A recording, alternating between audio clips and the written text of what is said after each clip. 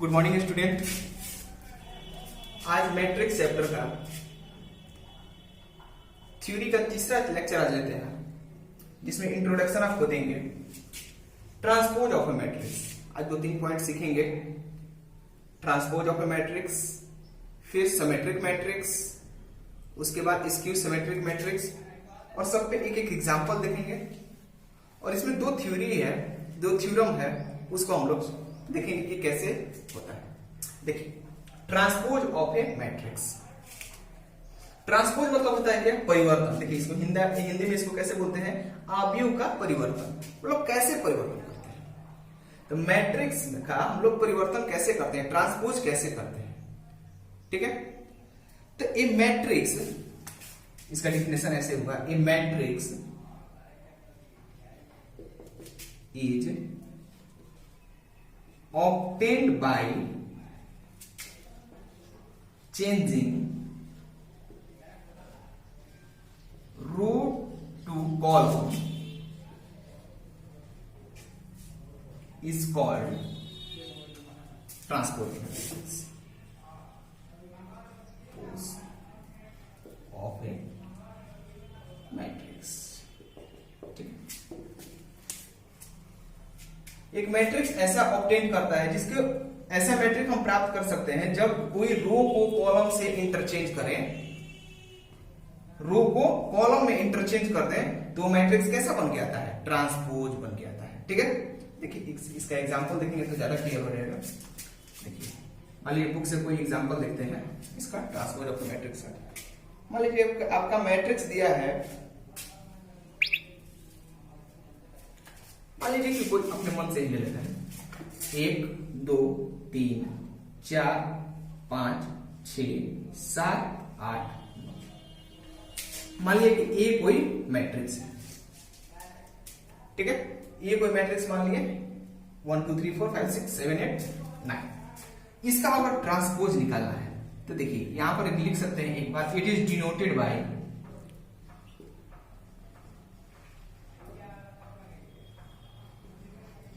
ए dash. इसको किससे किससे दिखाते हैं? ए डैश और ए टी, ए ट्रांसपोज। ठीक है, इसको ए टी या ए डैश लिख सकते हैं। तो देखिए हम क्या बोले थे कि ए ट्रांसपोज कैसे निकालते हैं? जब रो को कॉलम में चेंज करते हैं, ठीक है ना, या कॉलम को रो में चेंज कर देते हैं। तो ये रो को, ये फर्स्ट रो है ना, इसको क्या करते हैं? कॉलम में चेंज कर देते हैं, इसमें ला देते हैं। फर्स्ट रो को फर्स्ट कॉलम बना देते हैं। तो देखिए तो 1 2 3, ठीक है, 1 2 3 हो गया। चलिए दूसरी रो को दूसरा कॉलम बना देते हैं। तो दूसरा रो को क्या है? 4 5 6। ठीक है, इस रो को ये कॉलम बना दिए। ठीक है, तीसरा रो को तीसरा कॉलम बना देते हैं। तो क्या हो जाएगा? 7 8। समझ में आया? अब आप लोग को क्लियर हो गया होगा एग्जांपल से कि ट्रांसपोज क्या होता है। जब कोई मैट्रिक्स के रो को कॉलम में या कॉलम को रो में इंटरचेंज कर दिया जाता है तो वो मैट्रिक्स कैसा बन जाता है? ट्रांसपोज बन जाता है। ठीक है, मान लीजिए कि ए कोई है, ये ट्रांसपोज ये रो कॉलम कर दी। ठीक है, देखिए अब कुछ ट्रांसपोज का कुछ प्रॉपर्टीज है, उसको देख लेते हैं। तो प्रॉपर्टीज ऑफ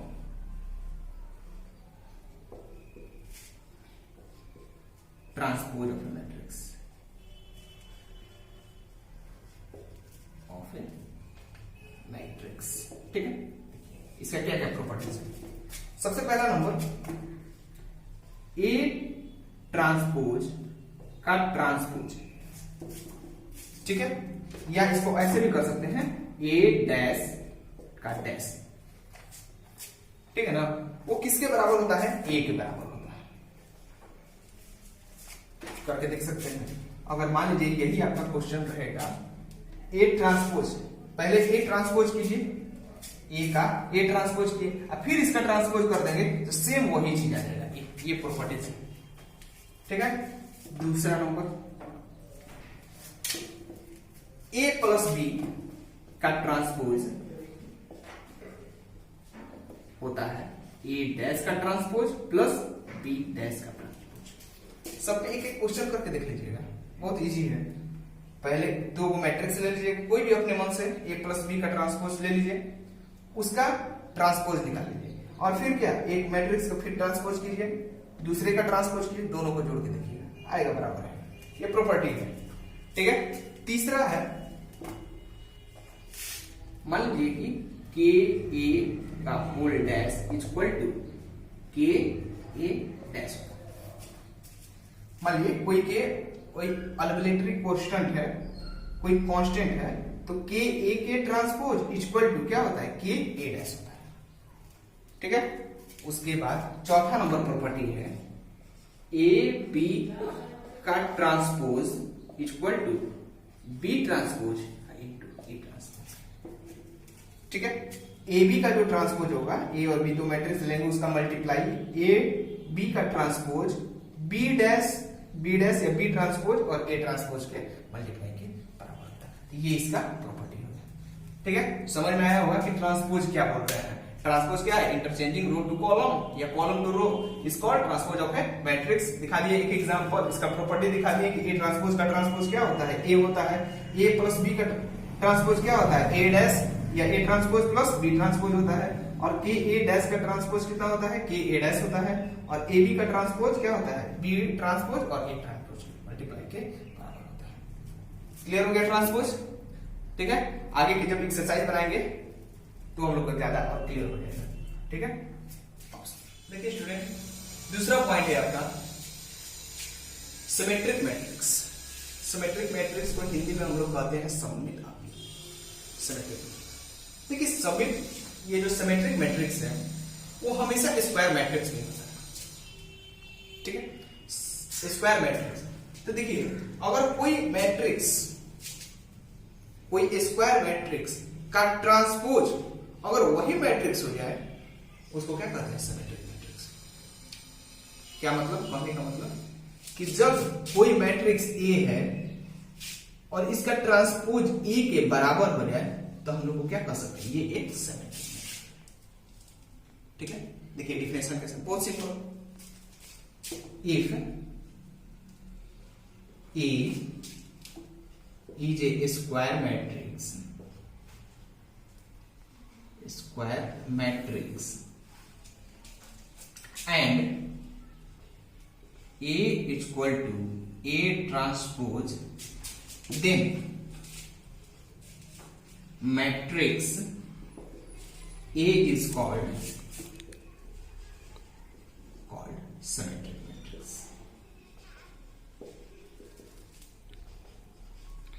ठीक है।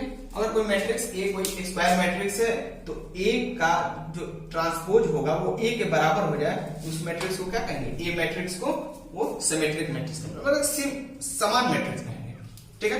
देखिए कैसे, एक एग्जांपल देख लेते हैं। देखिए बुक से एक एग्जांपल देख लेते हैं। एग्जांपल, मान लीजिए कि ए कोई मैट्रिक्स है, आपको बोल रहा है, बुक से एक एग्जांपल देखते हैं। 1 - 1 5 1 - 1 5 -1 2 1 5 1 3 5 1 3, ठीक। मान लीजिए कि ए कोई मैट्रिक्स है, देख रहे हैं 3 into 3 मैट्रिक्स है, स्क्वायर मैट्रिक्स है। इसका ट्रांसपोज कितना होगा, निकालते हैं।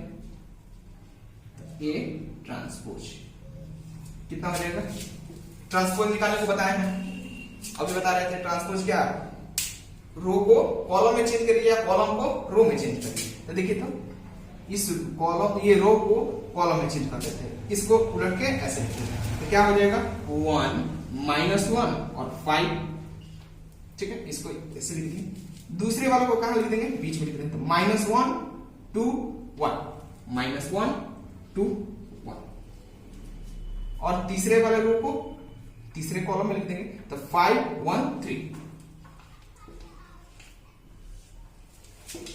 देखिए तो दोनों सेम आ गया क्या, 1 - 1 5 1 - 1 5 -1 2 1 -1 2 1 5 1 3 5 1 3। तो यहां पर A बराबर A ट्रांसपोज आ गया, तो क्या हो गया, A is symmetric matrix,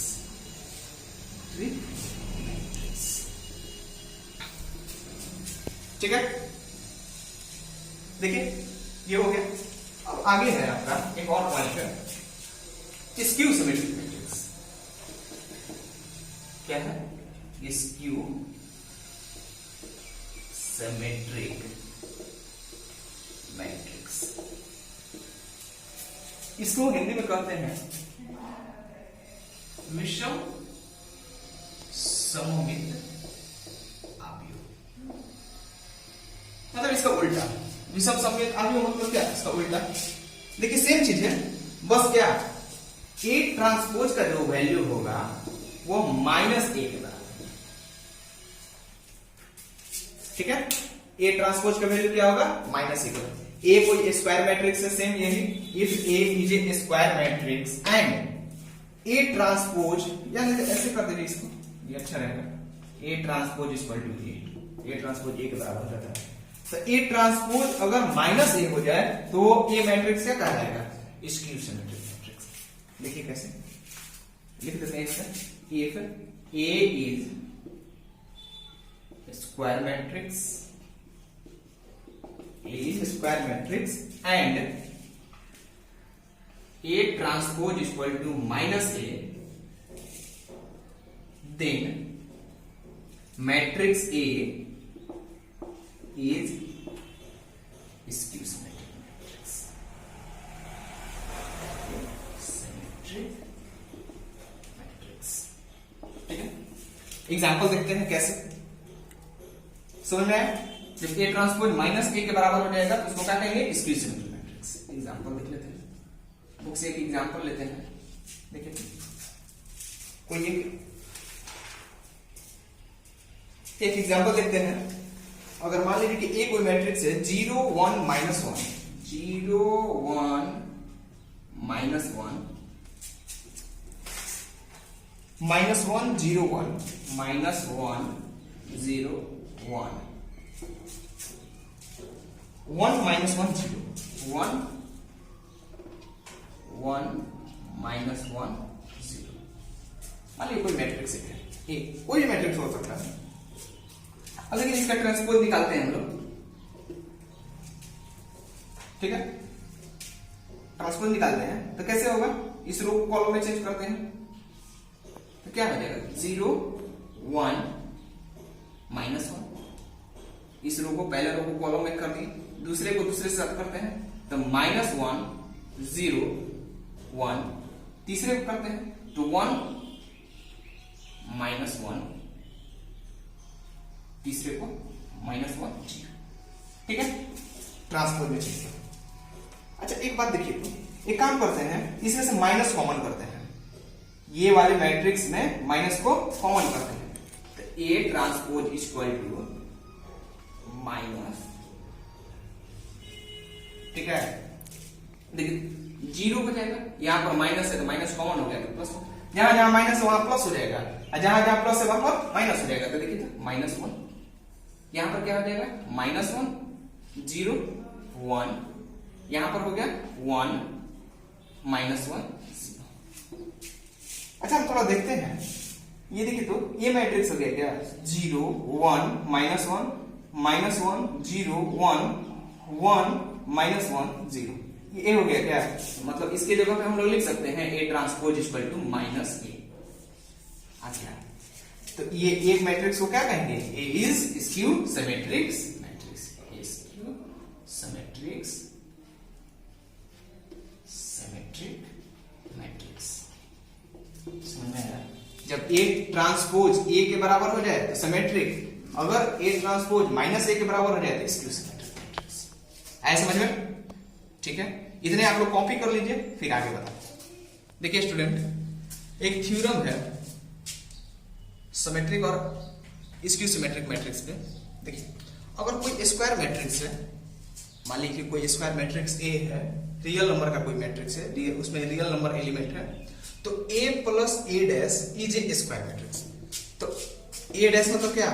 a plus और a ट्रांसपोज दोनों को अगर हम जोड़ दें तो मैट्रिक्स कैसा हो जाता है? सिमेट्रिक मैट्रिक्स होता है, मतलब कि a transpose equal to a हो जाता है। उसके बाद a minus a dash skew symmetric matrix हो जाता है। ठीक है, देखते हैं एक एग्जांपल से, तब आप लोगों को क्लियर हो जाएगा कि ये थ्योरम कह रहा क्या रहा है।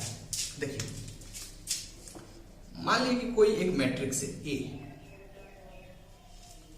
ठीक है, ये कोई मैट्रिक्स है 1 5 6 7, मान लीजिए कोई एक ये कोई मैट्रिक्स है 1 5 6 7, ठीक है, तो इसका ट्रांसपोज कितना हो जाएगा ए डैश,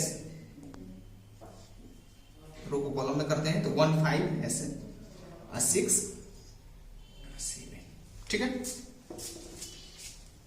अब क्या कह रहा है, a प्लस ए डैश निकालिए, हम लोग को a प्लस पहला का देख लेते हैं, a plus A dash, a plus A dash करते हैं तो a कितना है हम लोग का 1 5 6 7, उसके बाद प्लस 1 6 5 7, ठीक है, ऐड करते हैं कितना हो जाएगा 2 5 और 6 11, 6 5 11 और 7 7 14, ठीक है, ठीक है। अब देखिए इसको मान लेते हैं c, ठीक है।